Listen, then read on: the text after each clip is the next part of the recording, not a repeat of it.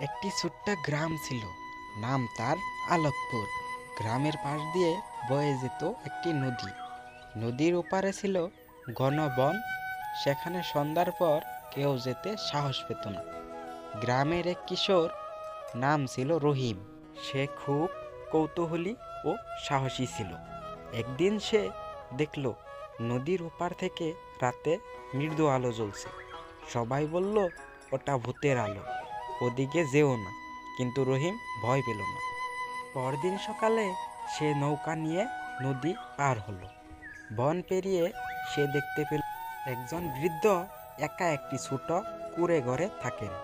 রাতে তিনি প্রদীপ জ্বালান, যেন পথ হারানো মানুষ দিক খুঁজে পায়।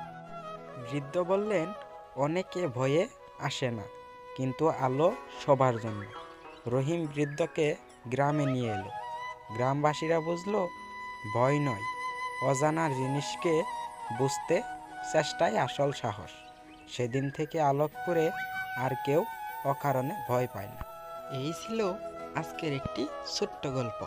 গল্পটি যদি ভালো লাগে, সবাই লাইক সাবস্ক্রাইব করে আমার পাশে থাকুন।